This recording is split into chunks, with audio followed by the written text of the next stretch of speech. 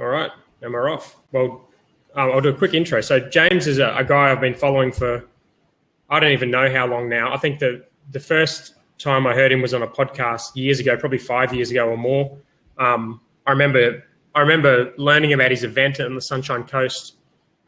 I don't even know how long ago that was, probably that long ago, and thinking, it'd be cool to hang out with James up there. And I didn't go, but eventually I did meet James in Sydney and followed his stuff from very early on and continue to do that. James is a guy I consider a friend now, but from a business point of view is a guy who I've learned so much from, ranging from, podcasting, content creation, frameworks, partnerships, yeah, anything to do with content and online stuff, personal growth, public speaking, just virtually every topic you can think of when it comes to running a business online or offline. I've looked at James for advice on. So thank you, James, for being that guy for me, and welcome to the call. Well, thank you. My early memories of you were promoting one of my products as a non-affiliate, and I think that simple act got your attention so far ago, and I've been enjoying watching your journey too. And you're now actually shadowing down an exact avenue that I went maybe 7 years ago with communities, and I know we've had heated discussions in our forums for over many years about strategic directions and stuff, but it's great to see what you've done with subscription models and also starting a business in your passion area, and that's beer. And now with this community thing, it's a really familiar territory for me. So I know you're going to be really successful with that too. Yeah, I mean, that would have been one of the things I could have mentioned in the start as well. I'm often asked about communities, and I'm referring people to you regularly for content around that topic. You've been doing that for probably longer than most of the people who've got online communities at the moment, I'd say, and you've probably got a bigger membership than most of the people who are sort of sprouting knowledge in that space. And not just a bigger membership, also a really tight group of people, both like in the online membership and in the real world at meetups and stuff like that. So that's really cool. It's definitely a strong fusion membership, and it's more global than a lot of memberships too, because of partly because I developed those export markets by visiting. Everywhere where I visited, I've created communities, and then I actually keep visiting. So I keep going back to London. I keep going back to North America. Of course, I work Australia. I've just been to Melbourne, Perth, Brisbane, and Sydney meetups. You know, that's one of the secrets to an online business, is how much you can accelerate it offline, going to events, meeting actual people, having real relationships is irreplaceable. Absolutely, yeah. I mean, even if I just look at the people who've come on this 7-day startup challenge, I think the vast majority of them, I've met them in person, and they didn't hesitate to say yes to coming on, even though they're not getting a whole lot in return. So I think it just takes relationships to a new level, and it takes trust to a new level as well when people see you in person. I mean, platforms like this help to some extent, you know, better than sort of writing a piece of content or putting a quote on social media, but it's not really the same thing.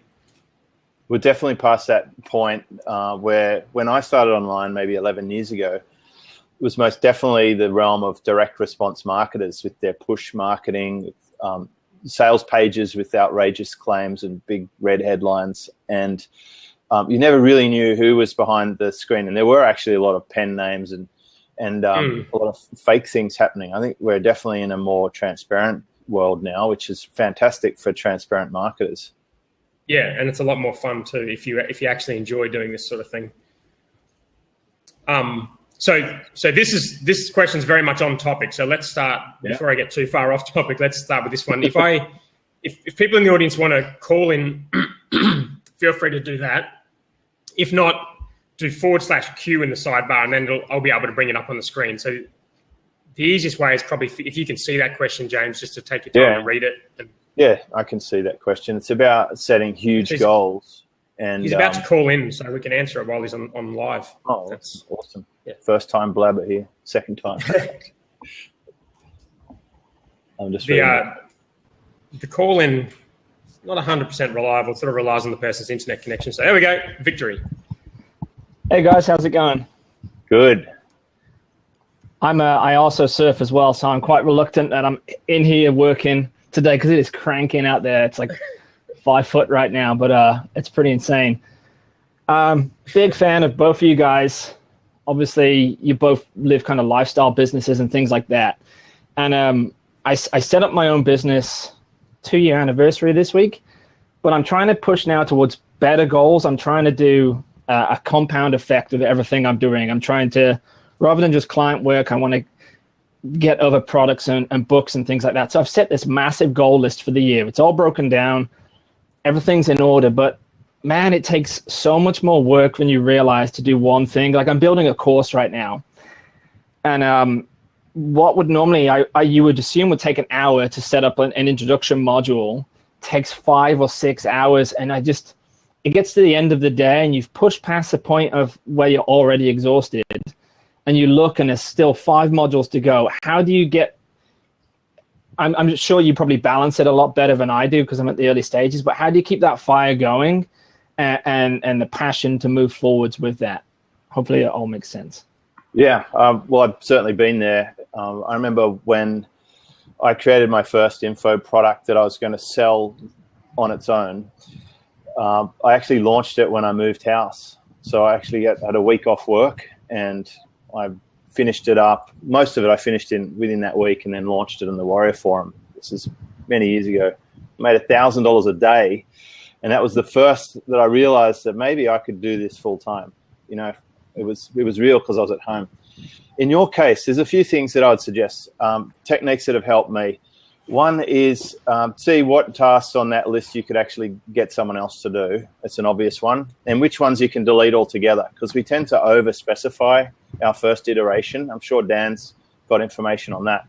So what's the minimum thing that you could produce? And often it could really just be the first module. You don't have to look beyond the first module. You really don't have to build every module of a course before you start the course. Often you just got to build the sales page for the course. I've done it so many times with live events, with masterclasses, with bonus products. I've sold it before I create it. So that's one method. Once you've sold it, there's definitely a motivation to finish it because you've already been paid for it, or you know you're going to be paid for it. So even that's how I started my first community. It was a bonus with an affiliate product. And so I'd effectively been paid for it. Now I just had to create it. So putting the payment before the creation is one motivation. 2 is deleting all the unnecessary bells and whistles. Reduce the spec to the most simple version possible. 3 would be get someone else to do parts of it. 4 would be to use a framework. I use a framework for training courses. I gave it out at my last event. I've done about 4 podcast episodes on the exact same topic. And I recently went through all of my episodes and did a refined one. I give away the training worksheet. Maybe Dan will find it, but it's simply a why, what, how, what if format. And it steps you through each of the modules. Again, just do the first one. And if you do the first one, that will give you momentum. One of my recent courses I did one module a week as it was rolled out. And the feedback that people gave me was actually the fuel to keep doing the next one. I was excited about. I was getting positive inputs. There's also this idea that people make things like this big, but really it only has to be that big. Example, one of my most famous courses, Own the Race course. Not many people would realize, but the published version that's currently available for free was originally a 1-hour webinar, which took me about 1 hour to prepare. So I just put together some slides in Keynote for an hour. I then delivered it to my Superfast business members as a paid monthly training. It was in the membership, premium content. And then I just chopped it up into, well, not me, my team. When I say I'm often saying my team, chopped it up into the 6 or 7 modules that they are, like 10 minutes each. And we published it on our website, and now we ask for an opt-in. Originally, we charged for it, $79. and I'm sure we're going to talk about this later in the call, which bits you should charge, which you should give away. And now I've given away over 20,000 copies of that course, but that was a 1 hour prep, 1 hour, just to put that in perspective. So people think that you need to do all this other stuff. And now finally I'm going to address, how do you deal with the fact that you're tired and you forget where you're up to, and you just got to keep on with it? The simple technique that I did at 3 a.m, when my body started to shake because I'd run out of energy and I was exhausted, I'd write on my whiteboard where I was up to, literally like that movie Memento. And then the next morning, I'd come back to the office, I'd look at the whiteboard, and I'd remember where I was up to. So that allowed me to actually release it and let it go. So a lot of the techniques I use for effective productivity are about documenting and then releasing ideas to free up, this processor. Because your processor's jammed full with all the inputs and all the noise. And of course, if you're trying to shove a bowling ball down a garden hose pipe, you've got to be real about how many projects you're trying to take on and all the inputs coming into your sphere, and you've got to turn that around. I'd prefer to be rolling a marble down a stormwater pipe.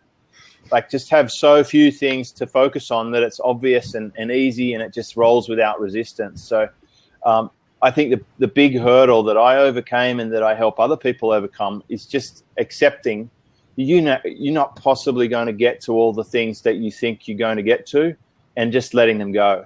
Like, store them, capture the ideas in a someday, one day place. For me, it's the back of my whiteboard. If I want to record an idea, I'll just put it on the back of my whiteboard. I got a double-sided whiteboard, and then I let it go. If I ever one day in the future run out of ideas or things to do, then I'll just turn around the whiteboard and there'll be a dozen ideas that I can pursue. So I just leave them. I park them for later. Hopefully that helps. That's awesome. Yeah, thank you. The exact same thing. I've kind of procrastinated on it, and this is possibly the third iteration of the course before it's even been launched, because you try and fit everything in and try and prove that everything has meaning to it, when in reality it could be, look, this is why you need to do this. 2 paragraphs and that's it. Every single person does it. Dan's done it with his first presentations.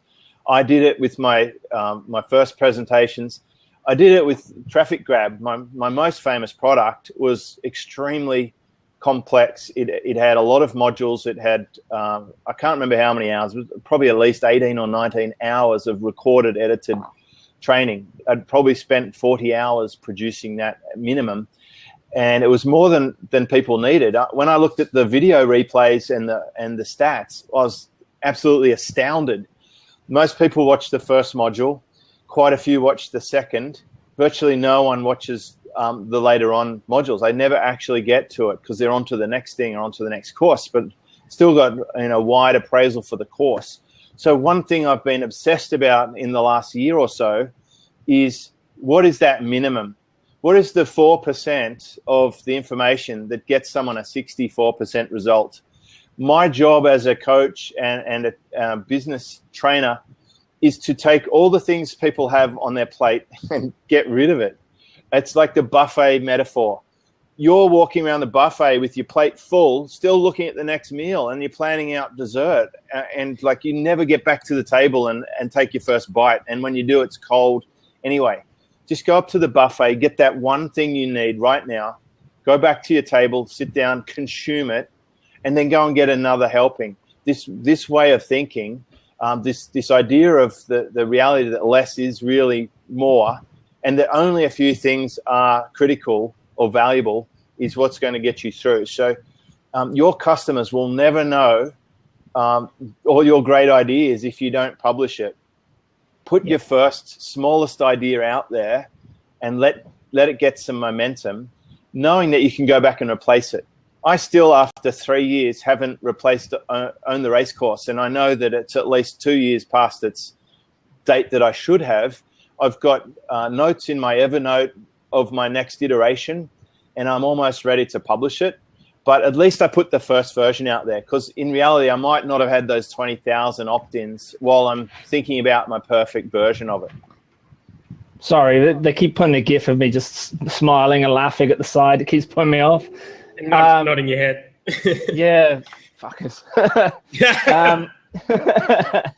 I know what it's like. I think the biggest thing is you fear kind of rejection or something like that. And so what I've tried to do now is I've literally broken it down into just like the shortest modules, and I'm just trying to put it as simply as possible in a lesson.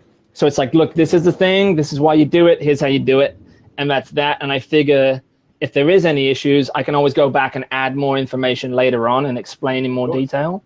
Why do you think book summaries are so popular? Like Blinkist and all those services where they take a book, for example, I don't know, any book, pick any book.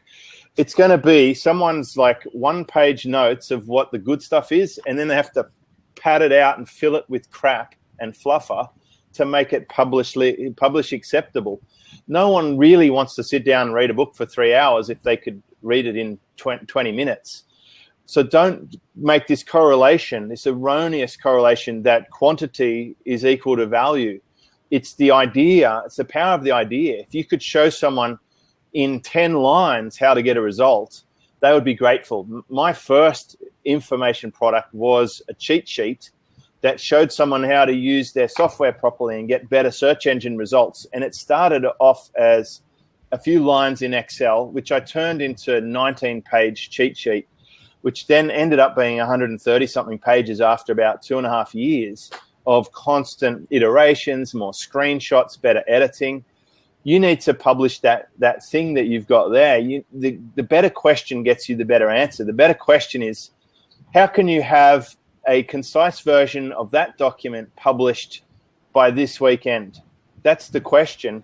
And then all your answers will appear. Well, I'll just go with the first module. I'll make it a stripped-down version that gets to the juice pretty quickly, and I can promise readers that there's more coming. Just taking notes, sorry.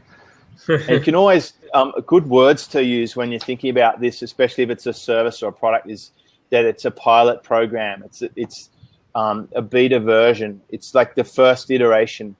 And often that will come to market a bit faster. It'll be a little bit rough. It might be a lower price, but that's because people are taking a risk on you. And at least you're going to gather feedback, and you can very quickly, especially in a digital place, you can replace stuff. I've often replaced a whole podcast just by re-uploading one over the top of an original one. I remember my podcast partner once said, "Oh, dude, I just realized that in this podcast episode, I revealed my exact address because I talk about the shop underneath my house. Could we edit that out?" Of course we can. We had a new version of it seamlessly uploaded that night, and no one would ever know the difference. So you can just overwrite, republish. I think I published about 60 versions of my first info product, but at least I got out there a lot faster than having the all singing, all dancing version. Your biggest problem at the moment is no one knows anything about you or how good your solution is because you're not publishing it. And don't worry about the fear of criticism. Expect it. If you're going to publish anything and not have someone criticize you, then it's worthless regardless. If it's really good, you'll get criticized because you'll push people's buttons because you're good, and it makes them feel like crap, and they'll lash out at you, and they'll speak. They'll try and pull you down because you make them uncomfortable. If it really is crap and it's not good, well, they'll tell you anyway, and then you can revise it. Chances are it's probably not crap. And That's the day awesome. you publish it, it's already out of date anyway, so you might as well start the first version. Just think of it as the first version, not the final version. Yeah, definitely. Thanks so much for all the information. I'll let someone else get a question, but that's super helpful. I am trying to push and get this done and try and get it finished for today, basically, and get all that information out there. And I really, really appreciate it. Thank you. That's all right. And on a final thing there, like, don't judge it in terms of black and white, yes or no, 100% done or fail. Just to judge it in degrees of success. I did a recording 6 years ago with a guy who's quite an expert in goal setting, and he always talked about an analog method of goal setting, not digital. It's not on or off, yes or no. It's actually, well, I got 50% down the track, or I got 30% down the track, I got 70% down the track. So instead of try and publish it today, think of it more as I'm going to see if I can produce more of this product by the end of today than I started with this morning. If I have, then I can feel good about that. I can lock in the win, and I can have gratitude towards the progress I'm making, and I can feel good about myself. And then I'll look forward to tomorrow when I'll start moving that further down the track. Awesome. Thanks so much. That makes total sense. I just want to add one thing too. I think because James mentioned like when you launch something and you get feedback from your audience, I think that is a huge motivator. Like I remember before I did anything that got any kind of traction, I used to struggle a lot with motivation as well. And I haven't really changed anything about my diet or my daily practice or anything since those days. But the one thing that has changed is I've been focusing in on what it really is working. So if I launch something and it's a dead set dud, which has happened to me as recently as 3 or 4 months ago, I just don't focus anything more on that. I'm quick enough to give up on it. I go onto the stuff that is getting momentum, and then that naturally becomes really motivating because you're doing stuff that people are giving you constant feedback on and they're enjoying, and it really, really drives that motivation. And also, not everyone's qualified for a valid sort of comment. I've often had feedback, but I don't agree with it. Like, for example, if you ever run a live event and you do a post-event survey, which I don't do anymore, by the way, it could be depressing because some people will say it was too advanced. Some people say it's too basic. Food, some people say it was amazing. Other people say it wasn't enough choice, or it's too spicy, or it's too bland. Like the same audience. So you're going to get all these different reference points. And I remember debating with Dan many things in my own forum about, why don't I have a social media group or whatever. What it does do, it makes you think. It makes you shape your opinions. It makes you go and research more. It makes you see if you want to justify your position or if you're ready to move to a new position and say, oh, you know what, I think you're making some good points there. I'm going to change the way that I do this now as a result of it. Always be willing to move your position. Don't be stubborn and fixated if you find better information. But at the same time, if someone's not really qualified to give you a valid comment, or you're not in the same space, then you can dismiss that too. Not every opinion should be weighted equally. It's absolutely an 80-20 again. There's a few opinions that really matter, and there's a lot that probably don't. If you ever want to see that, go and have a look at some YouTube comments. You'll see what I mean. I used to work for like a fast food joint when I was at school, and I remember doing a management training. They told you that the people who comment are the very small minority, and they're the most vocal, and the people that you're actually affecting who are happy don't comment. And so for every bad comment you're getting, you're probably getting 5 or 10 people who actually really appreciate what you're doing. It's just they're not vocal about it. They don't come out and talk about it, kind of thing. I think I just left it too long. I've had great results. I did a beta launch of it, an early version. Some people got great, like 16% increase in sales. Other people said there's far too much information, and I was kind of melting their face, and to just like simplify it and things like that. And I think I just need to get it out there, and sounds like they're saying exactly the same things that we've just said. It's yeah. You just got to take your own medicine, I guess. I just want to say one more really quick thing, and I'll get some other questions, but this reminds me of a situation a year or so ago when I was at a conference, and a mate of mine who was very good at what he does, and I can tell you are, because just looking at the comments on the right-hand side, people are saying like, your shit, you got to do this. He was that guy. He was like the smartest guy in the room, always writing these epic blog posts. We were sitting in a session about book marketing and self-publishing books, and he's like, oh, maybe I could publish a book. I'm thinking about it. And like the whole room turned around to him and said, Taylor, publish a fucking book. Like it's an absolute no-brainer. And from that point forward, he decided to publish the book. It sold 30,000 copies. He ended up on James Altuch's podcast. He's forging a career as a public speaker and an author. He's got a publishing deal. And that was within 12 months of just making the decision to launch it. So if that helps with motivation. Jobs? That's it. Yep. Yeah. Like we had one blog post, and we did a case study with someone, and for $100 of retargeting, we did 19,000 in sales. We have like on average a 7,000 to 9,000% ROI, just because the way we approach it is totally different to what people are teaching and showing it. Yeah. And Well, that should give you the fire, overthink stuff, right? Energy to get through it, right?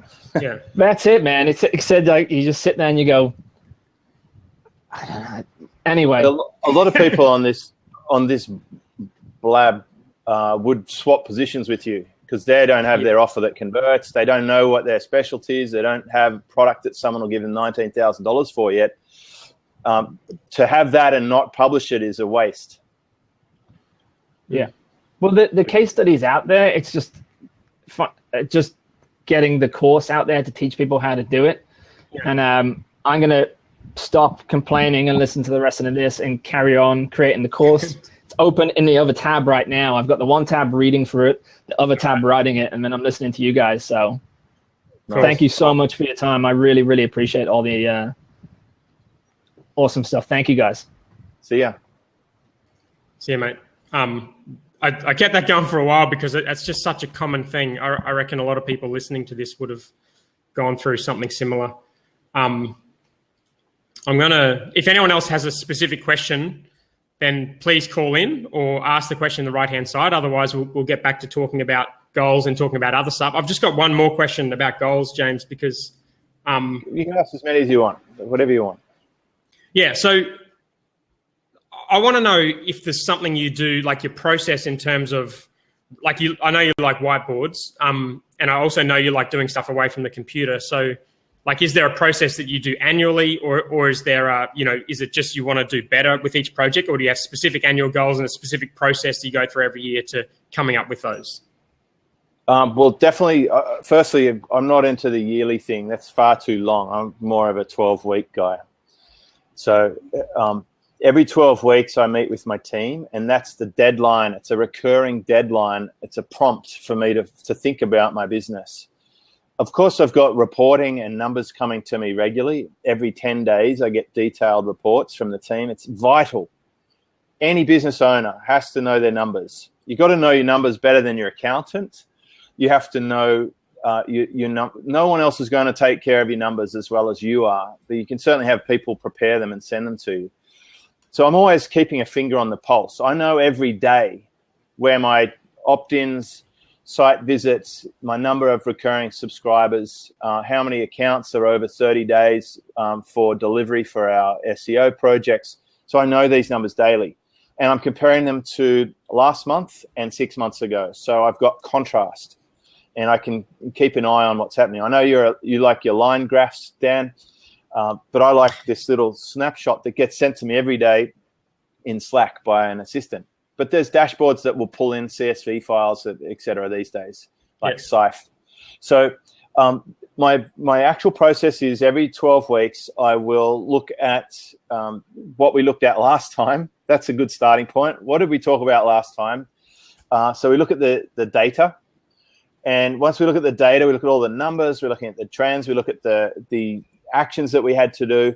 Then we start to make decisions about what's good for us to do over the next 12 weeks. What's a realistic place for us to get to in the next 12 weeks?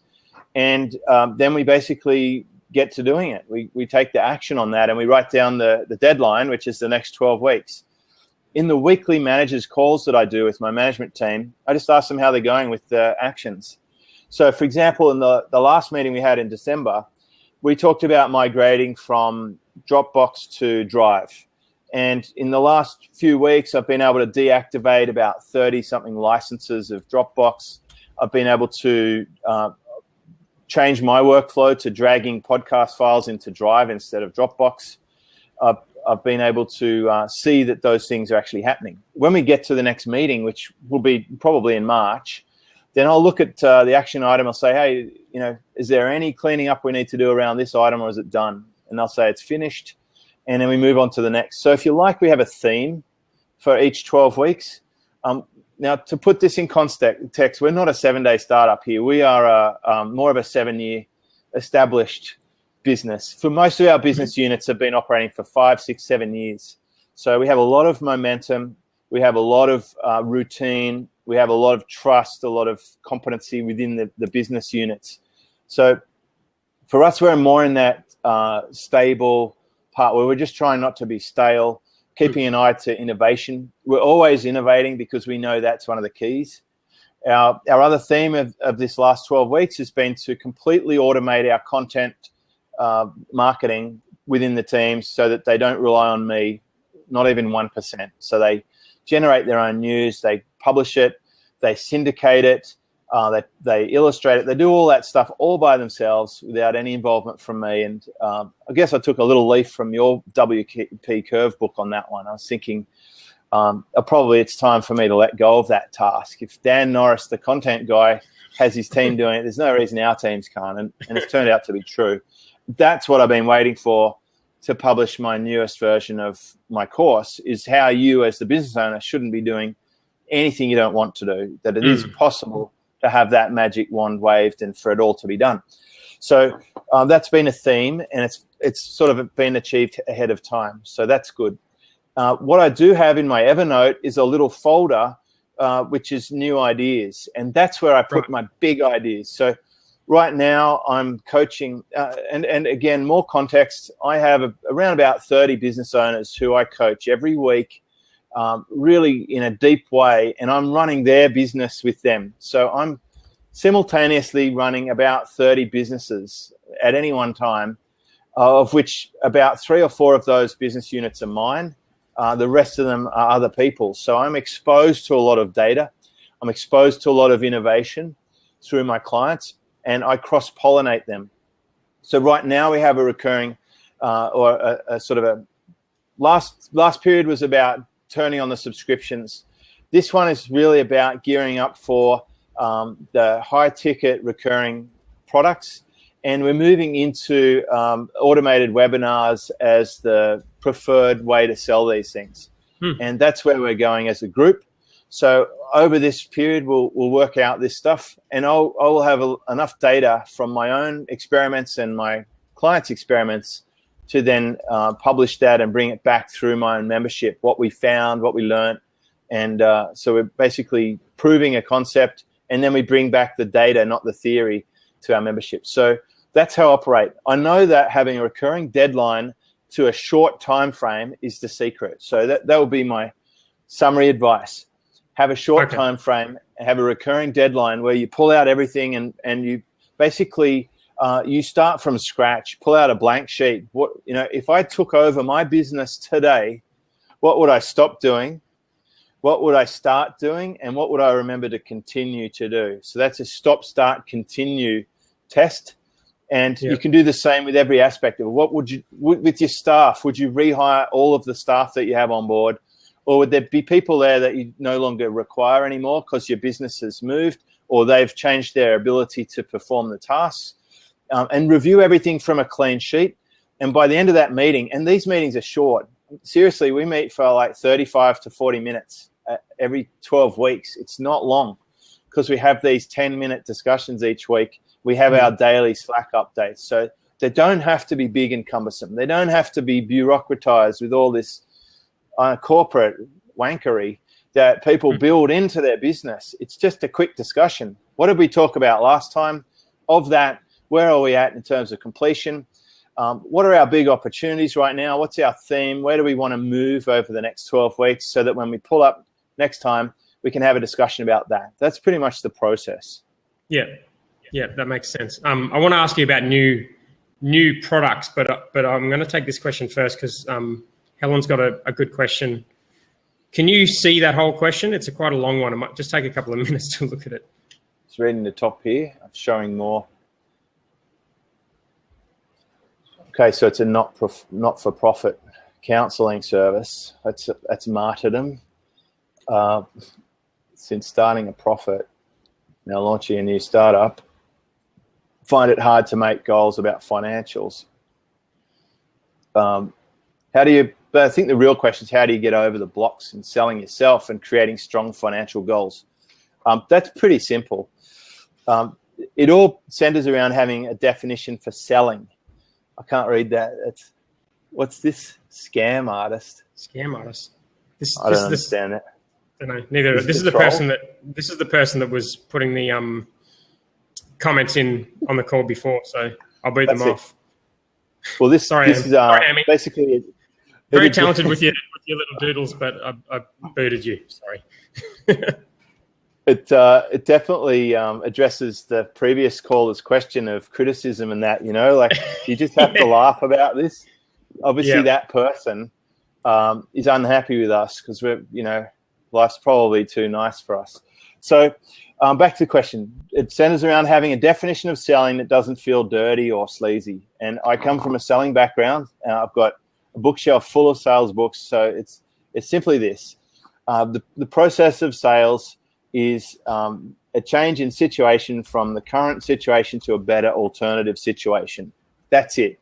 So people only buy to be better off, or they think they'll be better off. If we go into a petrol station to fuel up our car and we're feeling hungry, then we might also buy something to eat or drink. So we've got fuel for the car because we think we're going to be better off with fuel than without. So that's an easy sale because we're not going to get far without the fuel.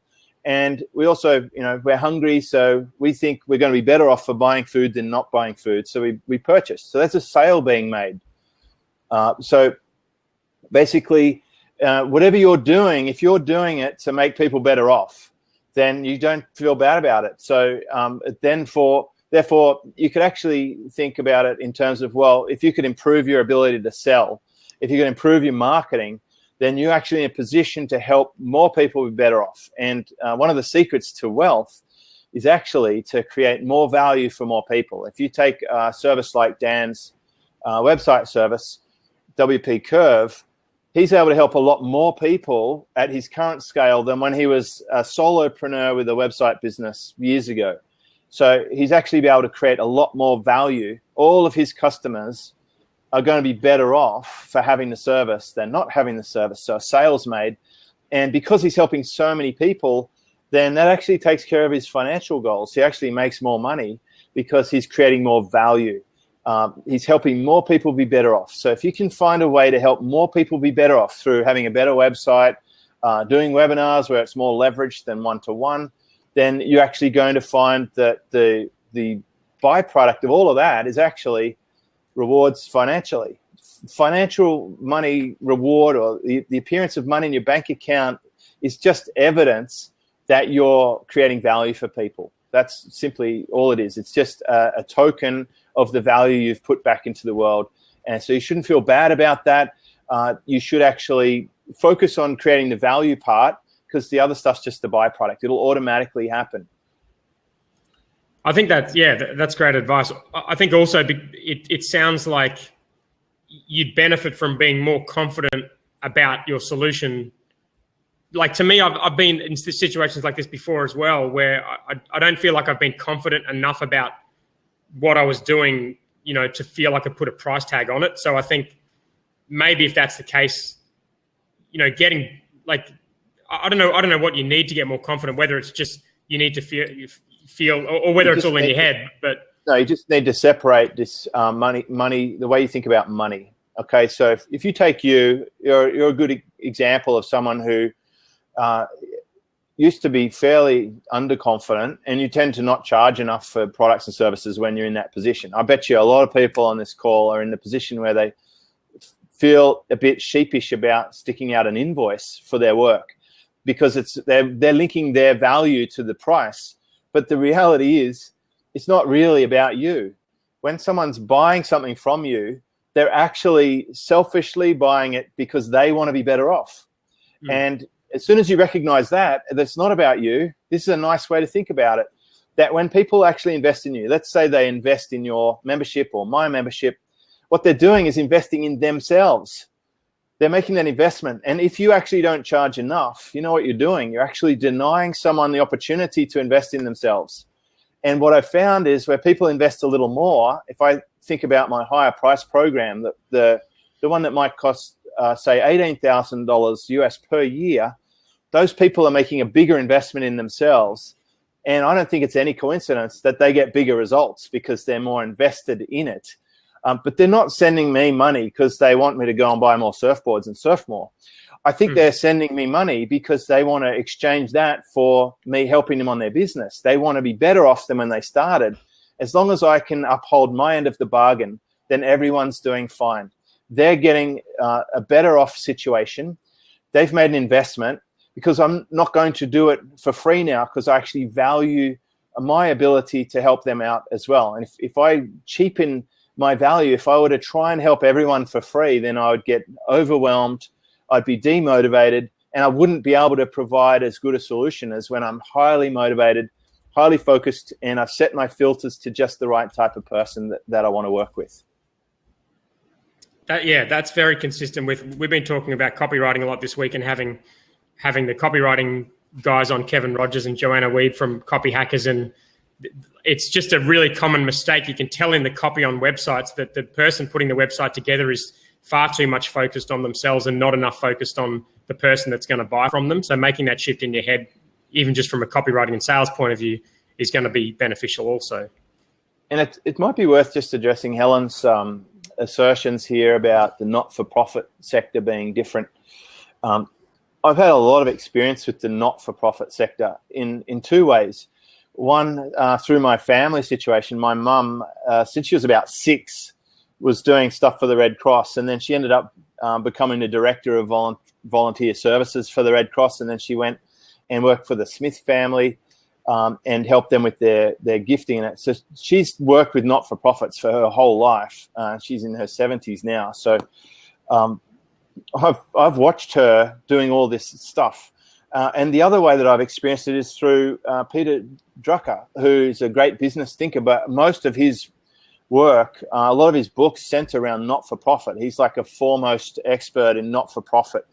And my idea is simply that if you can make not-for-profit work, then you can definitely make profit work. So go and read Peter Drucker. If you're in the not-for-profit sector, go and read Peter Drucker, because he's got books on this exact topic. And what he found was that people want to work for a cause, not for an employer. Okay, and that's no different to any business, your business and my business. People in my business want to work for a cause. We're on a mission, and that's where this 12-weekly check-in really plays out. We talk about our clients and what we're able to do for them and how we can help them on their mission, and that's pretty much our mission. So without getting too touchy-feely about it, we're putting aside the dollars and the profit and the greed aspect, and we're thinking about, hey, how can we just help people be better off? How can we make that our mission? And all the rest of it will take care of itself. And of course, if we can charge for our services, then it allows us to put food on the table and be really good at serving them better. And if you look at a lot of not-for-profits, there's plenty of money sloshing around in those buckets to fund people who are collecting the donation. You know, if you get telephone calls and stuff, a lot of the funds for some of those organizations go back into the marketing machine that generates the funds, and then some of that money goes on to the end goal, or helping people's vision, or putting food in their bellies in an undernourished country or whatever. But there's definitely things going on in the not-for-profit sector that are exactly the same as the for-profit sector. Excellent. I've got quite a few questions here, but I really need the questions to be very specific. So please, if you're going to do a question, do /Q, make them very specific. And then it'll be more likely to get them answered, because some of these are sort of a little bit hard to ask. I've got a question here that could be interesting, could go anywhere. Thoughts on mixing personal goals with employees into company goals? And if you guys feel like calling in when you ask the question, that's going to make it easier to get some context. But if not, we'll just talk about what we can with that. Well, I certainly align my personal goals with my business, because my philosophy on business is, and I called it wealthification, is create a business that funds your lifestyle. And in the last few years, anyone following me has seen me rearrange myself. I've gone from working very long hours and being very business focused to making sure that I can surf every day, that I'm eating well, that I'm sleeping well, that I'm visiting places I want to visit, and then I'll fit the business around that. So even when I go to the Philippines now, I go on a surfing destination each time and fit that in. And it makes me very excited to pack for the trip. It makes me really excited about hanging out with the team. Even the business meeting we do, we actually will meet we hire out a whole house. We have dinner and social functions and fancy dress and games, and a lot of things that are people related. And I know that the team love that. When we didn't do it one year, they craved it the next, and we made sure that we invest heavily in the people side of our business and making sure that they're having a good life. Basically, I came from an employee. Like a lot of my podcasts talk about the dissatisfying aspects of being an employee. And then I'm conscious that a lot of my team are contractors and employee-like people who work just for me. However, they're doing it from home. They're doing it in flexible hours. They're wearing whatever they want. They still take their kids to school. They can still cook rice for the family for lunch. They can have an afternoon siesta if they want. They can work within the business on the passion projects that they like. And I know that half of them have their own websites or things outside, and I support and encourage that too. I even host some of their websites. So it's really about letting go of this idea that you can slap some handcuffs on your team members and that you can command and conquer. I think that went out in the 80s, but a lot of companies haven't caught on yet. And it's not about sticking a foosball table in the corner and saying how cool your office is. That's such bullshit. It's about knowing that you hire human beings, and probably just like you, they have their own things that they love and things that they dislike. And it's about removing the demotivators and see if you can harness and align some of those things. So in terms of mixing personal goals and employees, I like to know what my employees' goals are and see if I can support that. I know one of them loved photography, so I got them a nice camera phone that a new iPhone that will take much better pictures than the one she was using. And I know she really appreciated that. Excellent. Eileen, how are you? Hello. Oh my gosh. I'm so happy first of all, to meet James, Dan, you and I mean, oh my gosh, we go way back, but it's like Blab is the perfect place for us to connect. James, I've seen a couple of your Periscopes, and I know I'm a big fan of yours, right, James? I've seen a couple of your Periscopes, and I was like, he's too stiff on Periscope or something. But now you just seem super relaxed here. Periscope's weird. I stopped using Periscope because it makes you feel weird. You're staring at yourself. There's no one else there. And I like this better too. Anyway, sorry, kind of off topic, but yeah. No, do you have a question, Eileen? Actually, it's not so much I have a question. I just wanted to give James some feedback. And Dan, you know I'm a big fan of yours. I'm always reading your books and all that too. But James, I don't know what it is. You and I are like polar opposites. First of all, I don't like the beach. So surfing is definitely out of the question, right? Because you got to get across the beach to get to I have a full-time job. Okay, I do my blogging, podcasting, and YouTube and all that stuff too. But we're like polar, but I don't know what it is. I absolutely adore you. I love your podcast. What is it? What is it that mass appeal that you have that draws folks that are not even in your demographic? Well, I don't really know what my demographic is, but I certainly don't sit around with a spreadsheet pulling data and trying to tune myself to the demographic. Firstly, thank you. Probably a little bit red here, embarrassed. But the thing is, I know a lot of marketers keep manipulating and contorting themselves to try and be like what their audience want them to be. So they ask audience questions like, "Oh, what do you think I should do this?" Or "What do you think of that?" Or "What do you like?"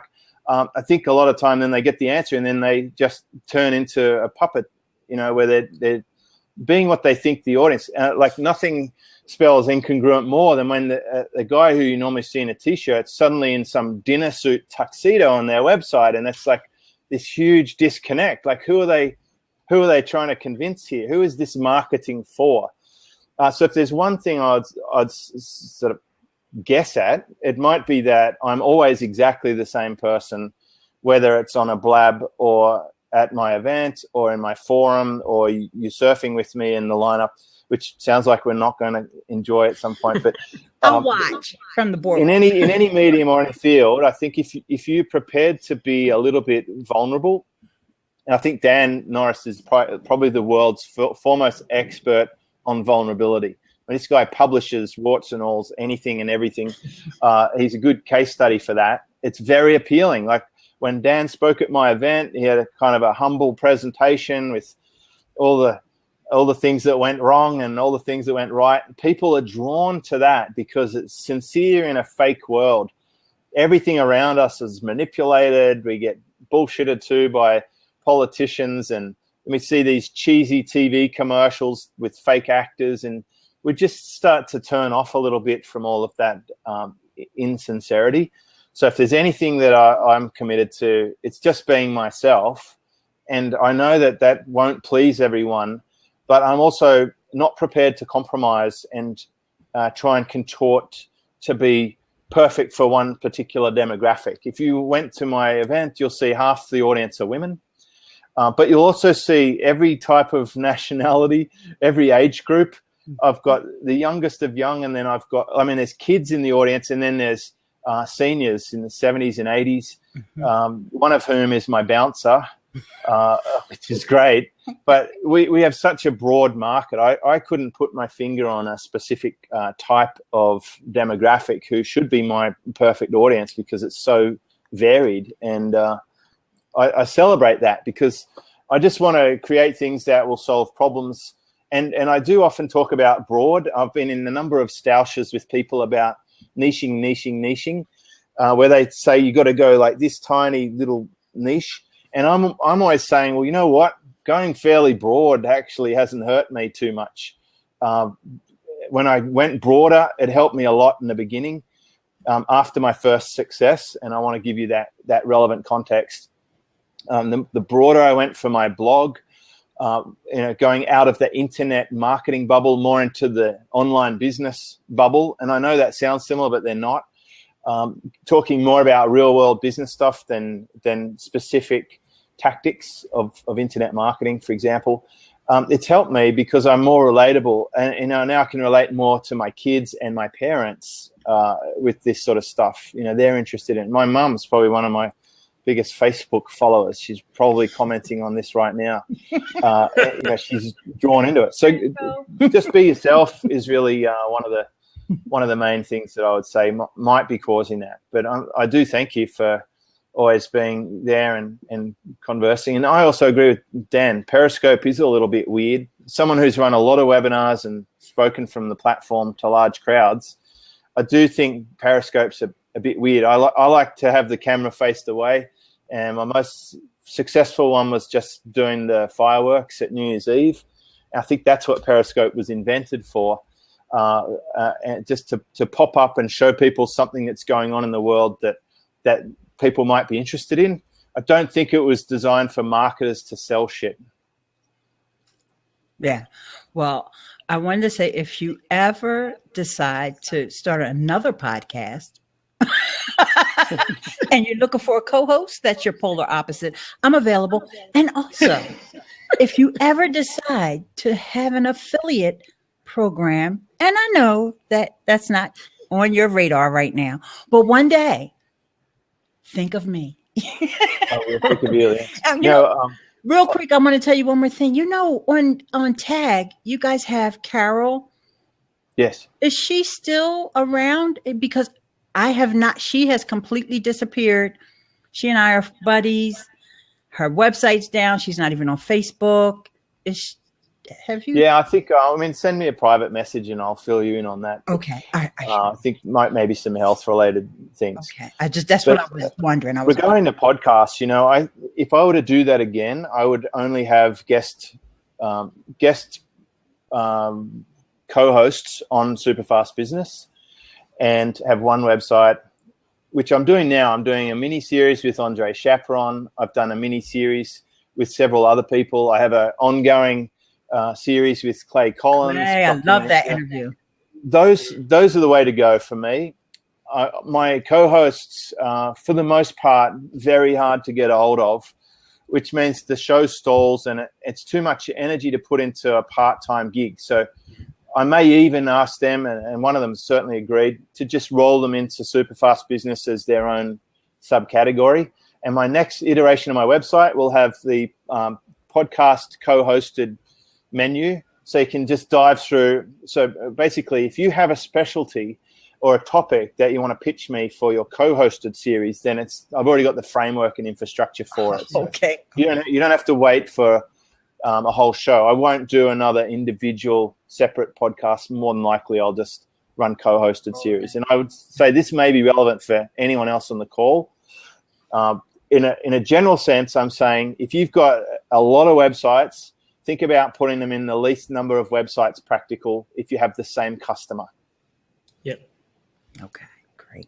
Okay, well, thanks for letting me on, Dan. And I've loved your interviews with Dan as well, or when you're on each other's podcasts. Dan, are you still podcasting?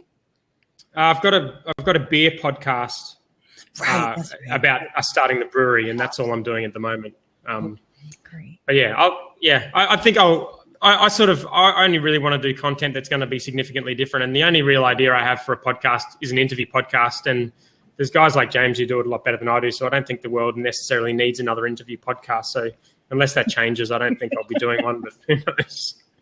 We should do a mini series on how your podcasting for the beer market works, because anyone listening to my show who has a non-internet marketing product or service could get value from that. So absolutely. I'm always up for 3 episodes or whatever you want to draft them out. Yeah. That's what I'll be doing more of this year's mini series. That'd be great. I think that would be. I like doing that better too. I find the podcasts I listen to now are more in that format as well, like the serials that are coming out, the Startup by Gimlet. Look at Netflix. I mean, it's showing us what to do. I will binge watch a whole series, and if someone listens to one and they like it, I mean, a lot of these podcasts are all about getting new people every single time. Well, I look at my business, 90% of it is the same people all the time. Why wouldn't someone want to listen to the same person again and go deeper and find out more layers of the story? And it makes perfect sense to me. Yeah. And it's paid off. My most popular episodes are the Life Lesson series that I did, which is things I learned from other people. The next series that I'm doing as a monologue is my legacy series, which is things I teach my kids. And I've already got at least 10 episodes drafted for that. And I'm expecting that will be it'll appeal to anyone with kids, and it will appeal to my existing audience. So I think that's the future. Yeah. My daughter, she's a podcaster as well. And she's actually the one who inspired me to blog. And I keep thinking, how come I've never been on her show and she's never been on mine? We got to fix that. So I'm with you on that. But anyway, thanks, guys, I really appreciate it. I love seeing you here on Blab. Keep coming back, okay? Thank you. Right, thanks, Eileen. Thank you so much. Peace. Oh, that was nice. Okay, I do. Lucky, I don't know what she was going to say. I'm sure it was going to be positive. I didn't know what she was going to say either, but it was good. All right, we've got 2 more minutes, so I'll attempt to take a couple of calls, but guys, you're going to have to keep it very, very short. I'll close that one down. Brenton. How you going, mate? Good. G'day. What's up? I'm doing good, mate. How you going, Schramko? All good. Good stuff. Mate, look, we've just been completely shrammed by all that. That's just some crazy stuff. Yeah, exactly. Mate, I just wanted to see if you could give me a little bit about how you feel maybe your goal setting may have changed between going from being a sales guy into being, an entrepreneur or your own marketing guy, and especially once it's gone on to going from that, team inside of the dealership to going to a virtual team. I don't know whether that's made a huge difference to your goal setting itself. Yeah, I'll give you the abridged version is I went from running the Mercedes-Benz dealership with substantial sales volume, $50 million a year, where we're getting high-priced Horwaths accountants and financial planning and business analysis, and we had spreadsheets from here to Africa. I mean, like every single model, matrix, projected sales. I had salespeople on commission. We're effectively a month-to-month business where at the beginning of every month you start from scratch and then you race to the end of the month. And, it's 100% performance-based job. You don't perform, you're out. And although it wasn't strictly commission only, in fact, I was the only person on a flat salary. Can you believe that I managed to get myself a $265,000 flat salary for the last 4 years, which was pretty much unheard of. And so I considered my night job as my commission component. But in any case, the short story is I went from that to having my own gig, and I confused having my own business with meaning I didn't now have to do any of the disciplines, have no schedule, no responsibility. I thought freedom meant do anything, anytime. And what I found was that lack of structure was not very good for performance. Of course, we still got ongoing bills and objectives for financial savings and things, so still needed to make money. But what I found is I now have a very similar version to what I had in the dealership. And I'll go back to something I said earlier on this call. You must know your numbers. You've got to be on top of them. You should be able to be woken up at 4 a.m. and recite where you're up to in your month, what your figures are. You know, in my case, I've had 6-figure sales months for 5 years straight, like without one single dip, which is why I'm so passionate about recurring subscriptions, about not needing to be launch dependent, about not being reliant on a single source of traffic. All the things you've heard me like banging the hammer with, it's fact and proven. But if I'd say the main thing that I'm in now is just a very solid routine of short time frames, deadlines, and my friend John Carlton really hammered that home. Deadlines are what gets things done. Just like when you're at school with the homework, you do it the night before. So if you set recurring reminders, you will get it done. If you don't do it, you won't. What gets inspected gets done. You can't manage what you can't measure. All of these sayings are actually true. So, I mean, I put it down to a page. It'll be this. This is my page of what's important. But I'm getting stats every day from my team. You should not have to go and get the numbers. The numbers must come to you. That's one of my fundamental rules. So it means if I do nothing, I'm still going to get numbers every day. If I do nothing, my bookkeeper will send me a report of this month on the 10th, 20th, and the end of month. Every single month, I'll get a comparison between where we're at this point in the month versus this point last month. So I know exactly where I'm up to. And what we are is like the airplane flying from Sydney to Los Angeles. If we're getting off track, we need to know fairly quickly to save fuel and get back on track. So that's our GPS navigation system. It's our autopilot. It's knowing what our destination is. And that's why short timelines are good. You can't think about where you're going to be in a year from now. Really, that's so far away. It's tempting to think, well, I won't even worry about it. We should think about what's the next station our train's going to pull up at. And, what do we expect? Are there logs on the track? Are we still on the track? And I think at no time ever before has it been so easy to get sidetracked or distracted. You only need to log onto Facebook, even with good intentions, to go into a certain group or to answer something that someone specifically asks you. I'll bet you an hour later you're looking at something completely different from someone else's thing. I have to be super disciplined with it. And I think that you should create yourself some kind of set of financials or reporting system so that you know where you're at, and hold yourself accountable to it. No one's going to hold you accountable more than yourself. Yeah, awesome. And so do you think since it's, come full circle and become something that's actually your control, you're the one who decides, what that looks like. Do you think that that's actually making a much more powerful impact on your business now that it's actually something that you've decided needs to happen rather than being part of the corporate structure? Definitely. It's empowerment. It's self-actualization. It's you being the master of your own ship. It's lack of compromise. This is something that probably the best lesson I got from my craziest boss ever. It's about no compromise. I am fully responsible for what's happening to me in my life. And even though sometimes things happen you can't control, but a lot of things you can control, and you can control the way you react to things that you can't control.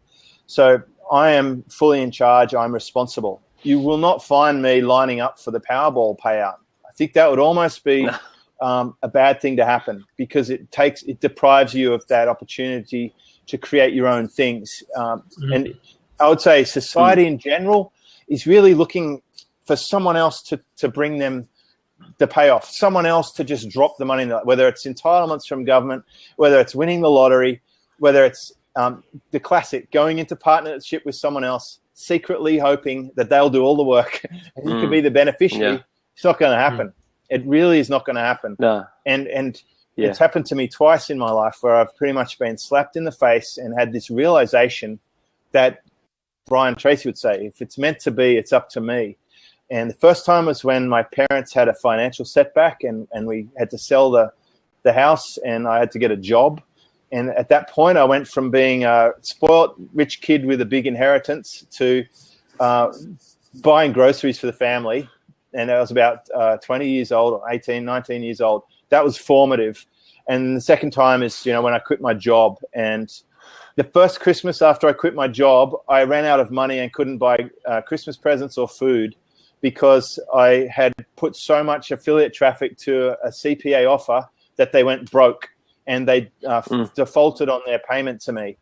So I learned a big lesson about cash flow and single source dependency for income. And even though I was an amazing affiliate, sold a lot of their product, they couldn't deliver. They got all these refunds and chargebacks and they went bust. And there I was with my family, and I'm the one with the sole responsibility to feed 6 people, and I couldn't go and get money to buy bread or milk. So that's a slap in the face. And I've never been in that position again, and I don't think I'll ever be in that position because I've made steps to make that not happen again. And that's exactly the fundamental of what I teach anyone who will listen, to never be in that situation of compromise. Awesome stuff, mate. Brilliant. That's an hour and 5 minutes, James, so I better let you go. But guys, I'll let you go. It went thanks, fast. Prentice. Yeah, no, that was brilliant. As you can see, 5,500 props, which I don't think we've had anything like that on this blab so far. So, yeah, thank you so much. I looked in the group. I saw there was like 12 people registered.